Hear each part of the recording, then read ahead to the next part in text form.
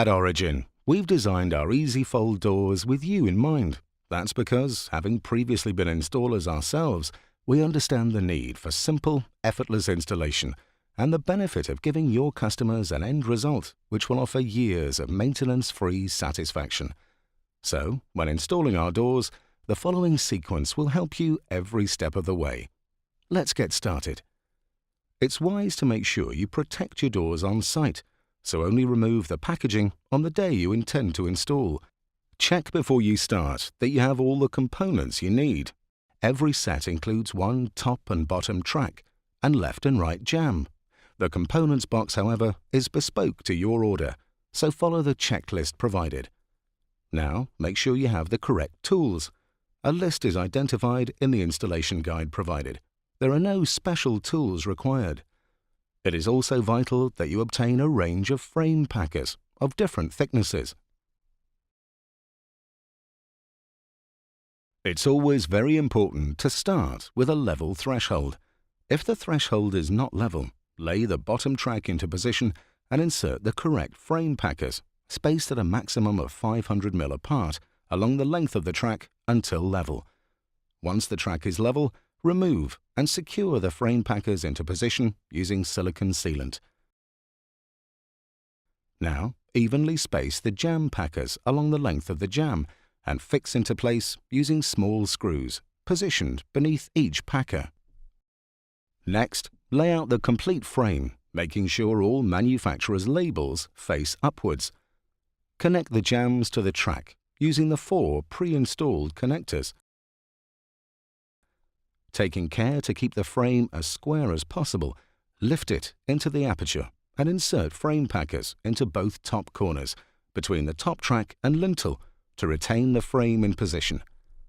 Again, using frame packers, centralize the bottom track in the aperture.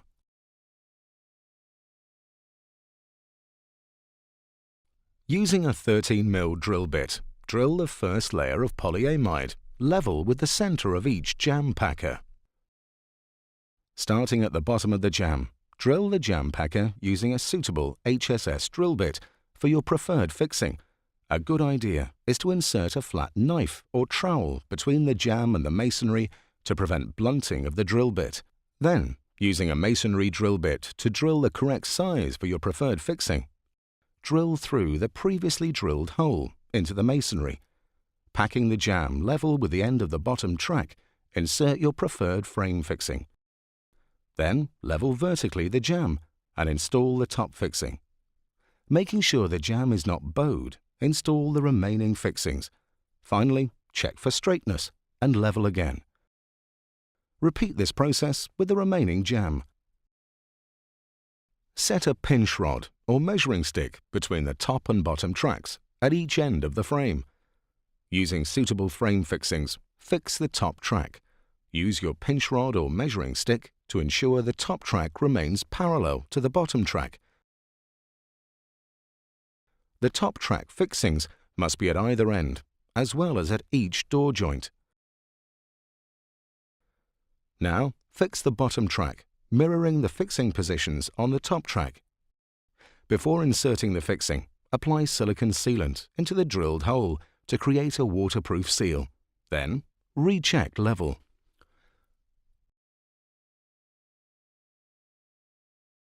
Install bottom carriage into bottom track through the pre-prepared opening. Then, install top carriage wheels through pre-prepared opening with thicker side of the wheel to the top. Install the top carriage and fork into the previously installed guide wheels.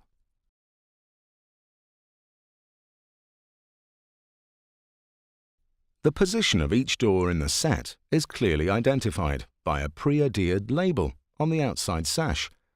Locate the first door into the jamb hinges and lower into position.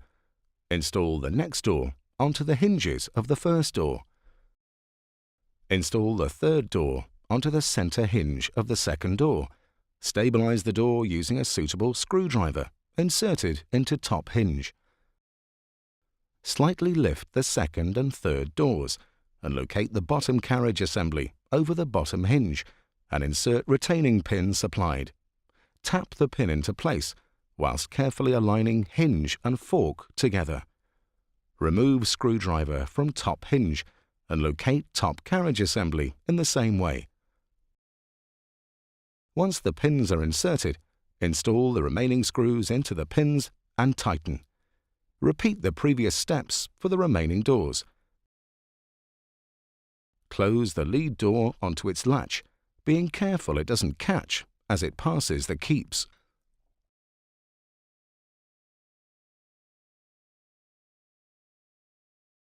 Insert the lever handle with screws supplied, using a hand screwdriver so as not to damage the screws. Then, insert the grub screws into the hinges attached to the carriage assemblies.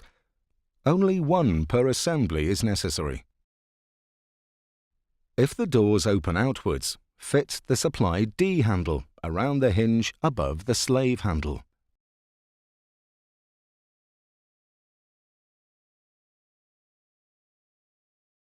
Remove the glazing beads from the door and install suitable 4mm glazing packers. Lift the glass into place. Insert 4mm glazing packet into the diagonally opposite bottom corner to the automatic toe and heel plate fitted in the top of the door. Insert 2 more 4mm glazing packers in the opposite corner at the top of the door. This will brace the door diagonally. Be sure that the top packer is between the automatic toe and heel plate and the glass. Once all packers are in position, reinstall the glazing beads and repeat steps for all remaining doors. Once all the glass has been installed, insert the wedge gasket between glazing bead and glass, starting each door leaf at the bottom glazing bead.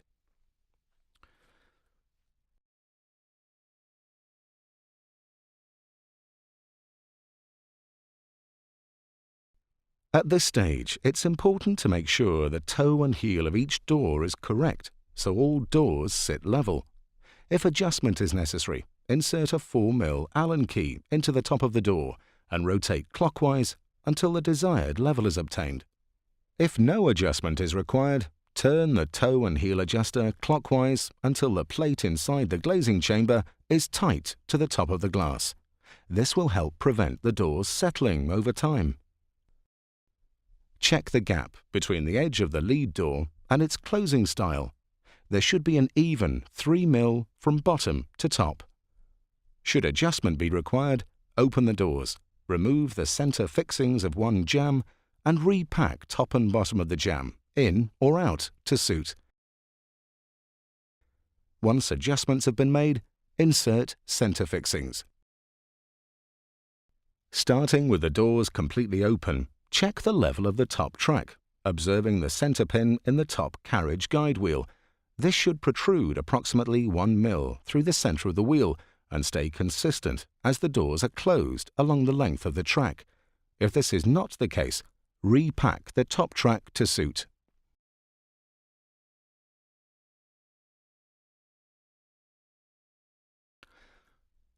Position the two halves of the keep between the lead door and its adjoining door so that the lever handle does not come into contact with the adjoining door.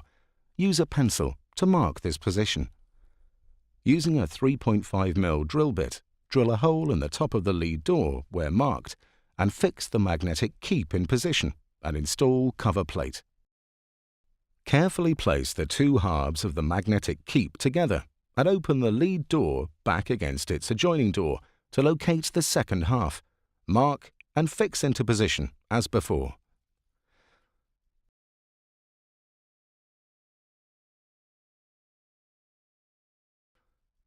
Install all the hinge plugs provided into the top and bottom of all the remaining hinges. Insert the screw caps provided into the fork pins on the top and bottom carriage assemblies. Insert the fixing plugs provided into the 13mm holes drilled in the jambs.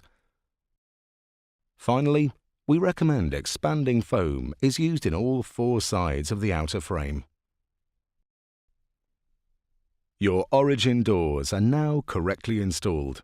Before using, please refer to the operation and maintenance instructions included in the box.